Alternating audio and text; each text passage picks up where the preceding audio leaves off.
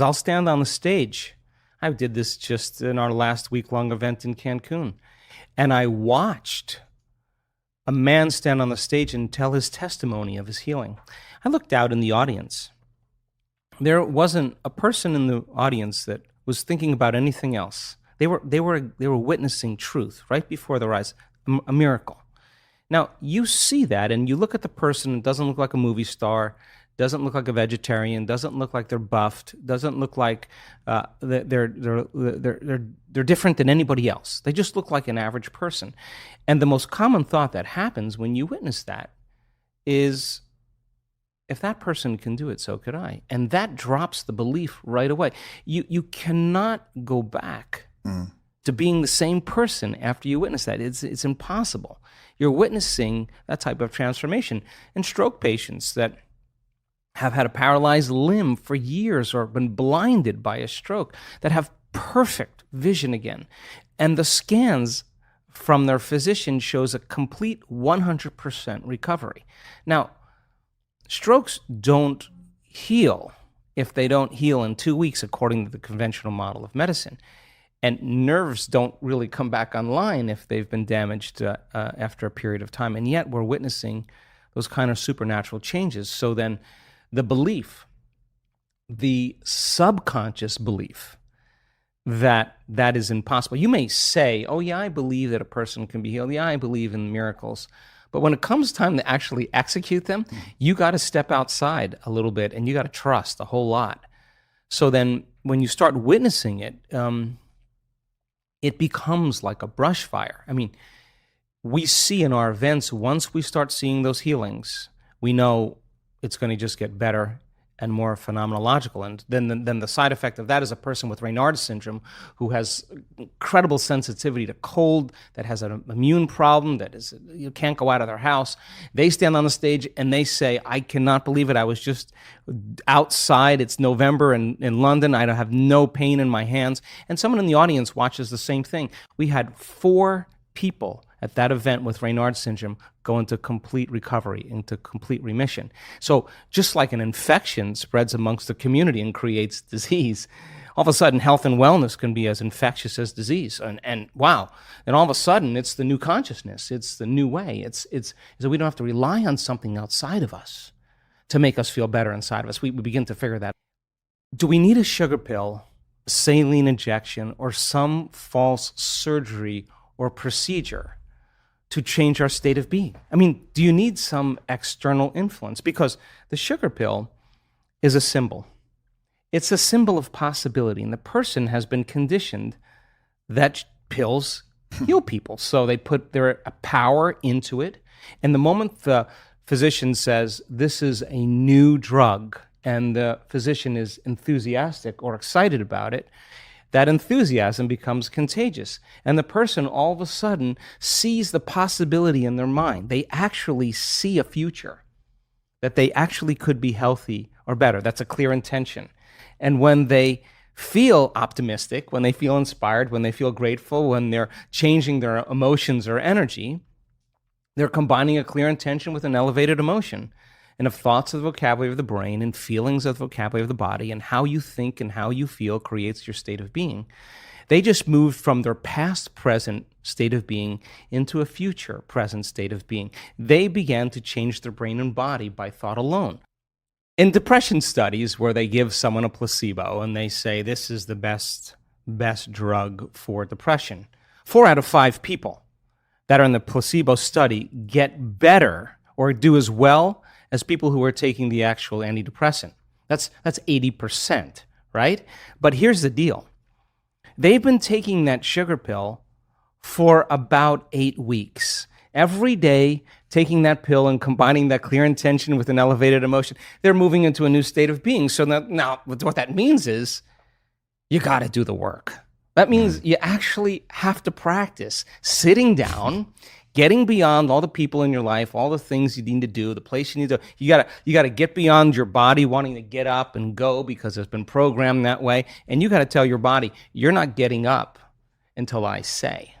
Now, this is when you come out of the bleachers and you get on the playing field, because now you have to go from the known self, disentangle from those programs, and exist in the unknown and possibility. So then the person who's combining the clear intention with an elevated emotion and not relying on some external or exogenous substance, they're doing it by thought alone, changing their state of being, I guarantee you it's going to begin to become a habit. And they're going to know when they're there and when they're not. And the word meditation means to become familiar with. So then the more you become familiar with how you feel in changing that state of being, the easier it will be for you to do it with your eyes open as well as your eyes closed. And if you go back to the old state of being, there's a good probability that your pain or your condition will come back. So there's this kind of waltz that goes on when people are learning how to heal and change. They take a few steps forward and then a few steps back, and then 3 steps forward and only 1 step back. And they got to practice self-regulating. They got to practice what they're paying attention to, what they're unconscious of. And if you stay with it for a long enough period of time, all of a sudden now the person reaches a point, we've measured what happens, where their chemistry changes so dramatically that they're literally in love with life. Now, imagine what happens when oxytocin is released in the quantities that we see. Oxytocin signals nitric oxide. Nitric oxide signals a chemical called endothelial-derived relaxing.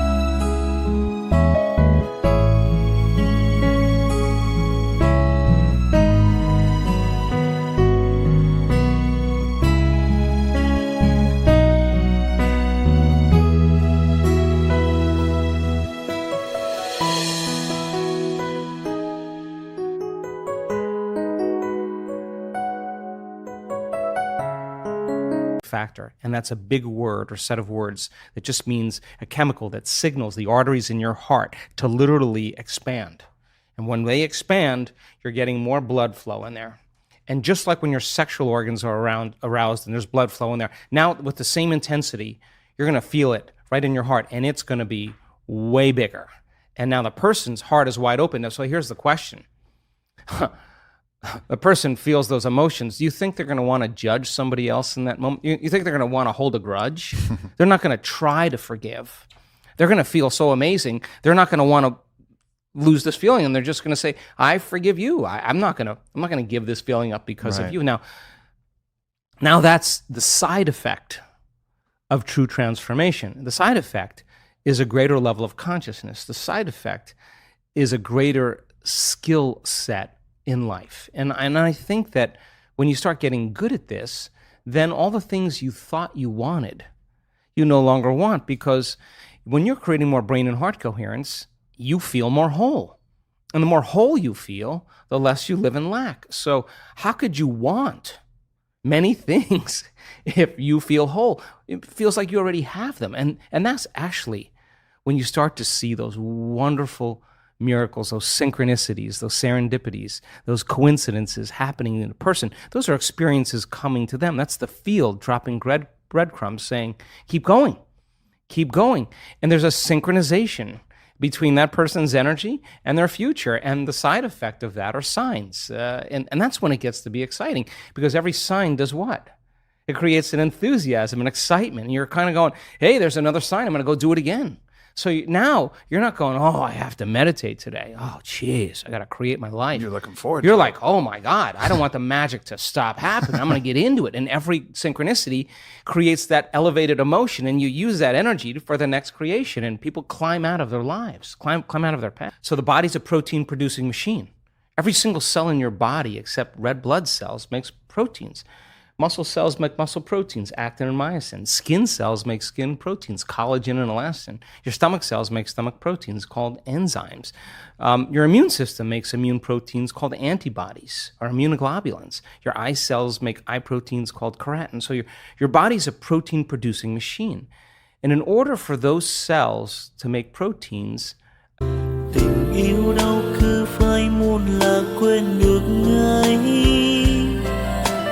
còn thương em nên anh đau lòng lắm đây. Dù ra sao anh cũng chẳng thể đổi thay, một cuộc sống không em anh phải làm sao đây. Tự thương lấy mình thôi đớn đau nhiều rồi, tự mình vỗ về thôi khi không ai cạnh bên.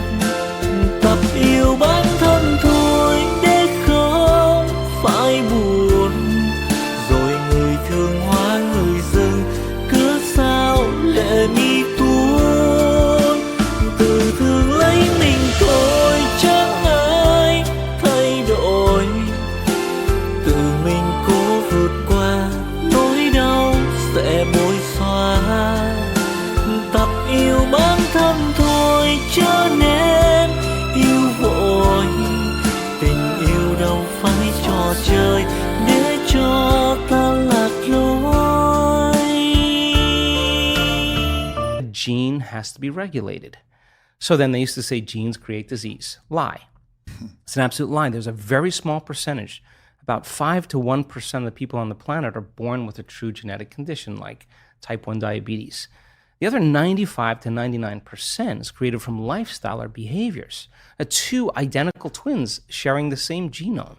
One dies at 52, the other one dies at 88. Well, what happened there? It was the reaction to the environment that caused their genes to be switched on or upregulated to make a healthy protein, or downregulated to make a cheaper protein. And it turns out that when you're living in stress and living in survival, you're living in emergency mode, and that's not a time for growth and repair. Yeah. That's a time to mobilize all the body's energy, all its resources from some endangered situation, real or imagined, in their life. So if you're living in emergency mode for an extended period of time, and you keep signaling that gene, well, my goodness, it makes sense then that over time, the gene's going to begin to wear out, just like taking a copy of a copy of a copy of a copy. Sooner or later, you're going to start making a cheaper protein. So the expression of proteins literally is the expression of life. So then, is it possible then to signal the gene ahead of the environment? The answer is absolutely yes. Because if a person's waiting for their wealth to feel abundance, if they're waiting for their health to feel wholeness and gratitude, if they're waiting for their new relationship to feel love, they're living by the old model of reality of cause and effect, waiting for something out there to change to make them feel better. And here, take away their lack or emptiness. But the moment the person embraces the emotion ahead of the event, if they understood what they were doing and why they were doing it, then if the environment signals the gene, and it does, and the end product of an experience in the environment is an emotion, when you embrace the emotion ahead of the experience, you're signaling the gene ahead of the environment. And if genes make proteins, and proteins are responsible for the structure and function of your body, you begin to become that very person. So it's not our wealth, it's not our health, it's not our new relationships, it's not the things we accumulate, it's who we become. Yeah. So we overcome the old self, which takes a great act of will and awareness, and we become somebody else. So then when you become it, nobody can take that away from you. In fact, you know that you know how to do it, or you know that you are it. And an abundant person doesn't say, I'm abundant, I'm abundant, I'm abundant, or a healthy person doesn't say, I'm healthy, I'm healthy, I'm healthy. They don't say that, they are it. Yeah. So then most people have just been fooled by their senses, because they're 5% of their conscious mind is holding the intent, but their body is habituated into a predictable future, or emotionally conditioned into the past. And they're saying, I'm healthy, I'm healthy, I'm healthy, or I'm happy, I'm happy. And the body's going, you're miserable, you're unhappy. That thought can't even make it past the brainstem to the body. So then teaching people how to self-regulate, they have no idea when they start changing their emotional states, the amount of biological and energetic changes that take place within them and all around them. So then develop that skill and get really good at this. Then for the most part, you wouldn't be so interested in so many material things. You would be interested in facing off with yourself every day and asking, what is it that stands in the way between me and my future? What is it that stands in the way between me and my connection to the quantum field? I think that's the real question.